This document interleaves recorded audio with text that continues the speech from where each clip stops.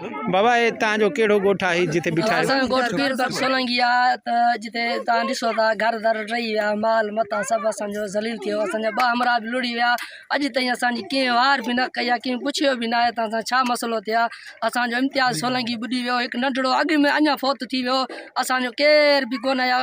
केरु हुकूमत वारा बि न आया आहिनि कोई इदारो बि अञा ताईं केर बि न आयो आहे ईअं बि नथा चवनि तव्हांखे का शइ ॾियूं तव्हांजा हमरा लुड़ी विया आहिनि तव्हांजो ज़्यान थियो आहे तव्हां सां छा मसइलो आहे केर बि कोन आयो आहे अॼु ताईं असांजा ॿ हमरा लुड़ी विया आहिनि अफ़सोस जहिड़ी ॻाल्हि आहे अॼु ताईं केरु उताक ते बि लड़ी कोन आया तॾहिं ते बि कोन आया। बाबा तांजो नालो छा है ता केड़े गोठ जा हो? मुझो नालो आहे भूरो सोलंकी डोंगरी में पीर बचपी गोठ में आहियूं। हाँ छा मसलो असांजो मसइलो आहे त जंहिं ॾे वञूं था उहे चवंदा तव्हांखे मिली वियो असांखे कंहिं बि कोन आहे शरीफ़ जमाली ॾे विया आहियूं एजाज़ जमाली ॾे विया आहियूं हो रफ़ीक जमाली ॾे विया आहियूं उहो चवे थो त असां कंहिंखे न ॾींदासीं पंजनि जो बोल भरींदासीं असां ॾोह कहिड़ो कयोसीं हिते अचनि था पंहिंजे जमालनि ॾे भॻा था वञनि ॿिए ॾे भॻा था वञनि हथ ॾियूं था बसि तव्हां यूसी कटियल आहे कहिड़े हिसाब सां कटियल आहे माउंटर न आहियूं जान जा ॻोठ जा न आहियूं शर्म जी ॻाल्हि आहे शर्म। बाबा ये छा मसलो है अदड़ियन सां छा मसलो है बाबा? बाल मेरे चार माजूर कने कने बोले ने जम कने वठू जबान कने पे गुंगे ने कारण भी माजूरी ने दी सर्जन दे सया निकतल नादरा दे हुन इन दे लाए असारे बाले दा कारण जी को बेनजीर वो 9000 कने वठू यका बंद इन दे करे नहीं मिलदा के तुसा एक नौकरी है असा जिथा के जांच करे नौकरी केर चंदा असा को रुपया कोनी मिलदा इन को आज ते इमदाद आके शादीशुदा होना इमदाद देवा अब शादीशुदा होना असारे मथु कड़ा बारा पीछे मालक ता ना ब्या छोकरा जी के असारे चंगा भल्यान उ असा शादी कर ता वो असारे मथु बार कोनी ना हुन इन द बार असा इन केर ताते। बाबा तेरा नाला क्या है बाबा? मेरा नाला गुलाम अहमद है। ये गोठ केड़ा है? गोठ पीर भाई सोलंगी है। अच्छा यूसी केड़ी है? यूसी कमाल खान। हाँ तो सारा क्या मुतालबा है बाबा? सारा मुतालबा है इन्हें कुछ राशन दीता वने कुछ इन जगह भी करी पे मां मड़ा मोर मेरे चाण दे मेरा छोकरा जी को हिकड़ा घरा घरा वांदा है उही को 6-7 बाल न अपने इन्हें सबने खबर है वो अपने तते इन्हें को तते सी मैं को तते सी। दोस्तों इस वक्त मैं मौजूद हूँ गांव पीर बख्श सोलंगी और यूनियन कौंसल कमाल खान ये जोही का सैलाब मुतासर इलाका है। आज मैं जब यहाँ पर रिपोर्टिंग के लिए पहुँचा तो मुझे ये देखकर बड़ी हैरानगी हुई कि एक ही चाचा की 3 बेटियां जो गूंगी थी और माजूर भी थी और 2 बेटे भी थे और चाचा ख़ुद भी मौजूद है कि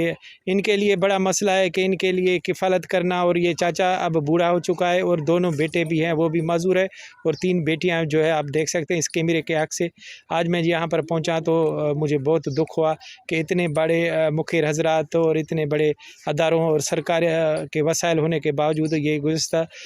3 बरसों से जो है कम पर ज़िंदगी जो है बड़ी मुश्किल से गुजारे हैं। अभी तो सैलाब ने और भी इनको परेशान कर लिया है क्योंकि इनका जो झूपड़ी नमा घर था वो भी आपको मैं दिखा रहा हूँ कि आप उसको भी देख सकते हैं कि ये जो घर है इनका छोटा सा घर आप इनको दिखा सकता हूँ। ये भी घर जो है इसकी दीवार टूट गई आप ये अंदाज़ा लगाएं ये चाचे का घर है जिसमें आप अंदाज़ा लगाएं कि इसमें बेटियां 3 बेटियां 2 बेटे और ख़ुद ये चाचा जो है इसमें कैसे गुजारा करता होगा। मैं इस वजह से आज मैं यहाँ पर पहुँचा हूँ। आप ये इस स्क्रीन से देख सकते हैं कि चाचे का ये छोटा सा घर वो भी इस सैलाब में जो है गिर चुका है। अब मैं मुखिर हजरात से और सिंध सरकार और दूसरे जो भी अदारे हैं उनसे अपील करूंगा खुदारा इस मुश्किल की घड़ी में और इन माजूरों की और जो है गूंगे हैं इनकी मदद की जाए। ये चाचा भी मौजूद है गांव पीर बख्श सोलंगी में यूसी कमाल खाने है इनकी फौरी तौर मदद किया। जब इनसे मैंने पूछा कि आपको कोई इमदादी सामान बोल रहे हैं कि इनके शनाख्ती कार्ड जो हैं वो भी इस वजह से हैं माजूर हैं इस वजह से उसके बावजूद भी जो है जो अदारा आता है वो इनके इमदाद सामान देने के बजाय वापस चला जाता है इन गूंगों को भी सामान देने क्योंकि ये बोल नहीं सकते इस वजह से इनके लिए इमदाद मिलना भी मुश्किल हो गया है। मैं सबसे गुजारिश करूंगा खुदारा इन ख़ानदान की मदद की जाए ताकि ये अपनी ज़िंदगी जो है 2 वक्त की रोटी खा सकें।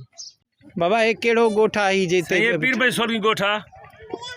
जो ही तालके जा आहियूं जो ही जे लॻ वेठा आहियूं असां सां को इंसाफ़ कोन थो थिए जेको इदारो अचे थो अॻिते हले थो वञे असां वटि हिते कुझु बि कोन्हे को असां ॿोल मुतासिर ॾोह कहिड़ो कयो आहे पीपी वारनि बि जेके पीपी वारा पंहिंजे रिश्ते नाला लिखनि था वॾेरा शाही कनि था वॾेरा बि उहे वेही नाला लिखाइनि था असां ग़रीबनि जे हिते लड़नि बि कोन था छो असां कहिड़ो ॾोह कयो आहे असां ॻोठ जा न आहियूं असां तर जा न आहियूं असां पंजाब जा आहियूं छा कुझु असां सां इंसाफ़ थिए जॻहियूं बि असांखे कोन थियूं मिलनि राशन असांखे कोन थो मिले किनो थी वियो आहे वञी उछलाइनि था दरिया में असांखे नथो मिले असां कहिड़ो ॾोह कयो आहे पीपी वारनि जो सभु हरकत आहे पीपी वारनि जी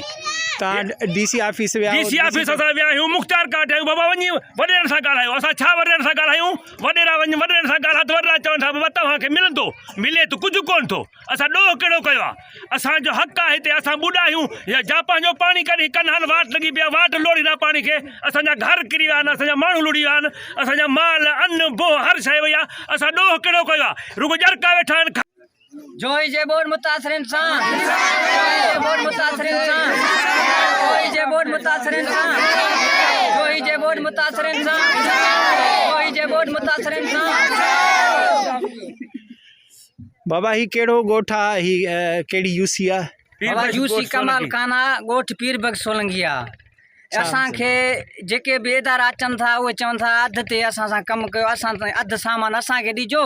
अधु तव्हां झलजो ऐं वॾेरा शाही घणी आहे हिते रुसवा खाइनि था ऐं रुगो इहो था चवनि त माना पंहिंजे हिसाब सां फ़ोनूं करे साहिबु हिते अचो तव्हां ॻोठ में लिखायो हिते अची पंहिंजी उताक ते लिखायो हे ॻोठ पीरबग सोलंगी जी न वार कनि था न मालिकी कनि था असां 5 चकर विया आहियूं काफ़ी इदारा आहिनि जिन्हनि जा नाला असां तव्हांखे ॿुधायूं था हिलाल अमरा थरदीप आहे ऐं अल ख़िज़मत फाउंडेशन आहे हे जेके 25,000 जा चेक था ॾियनि इहो इदारो आहे काफ़ी इदारा आहिनि ॻोठ कोन था अचनि ऐं हींअर बि कलाक खनि अॻु में 6 जॻहियूं ॻोठ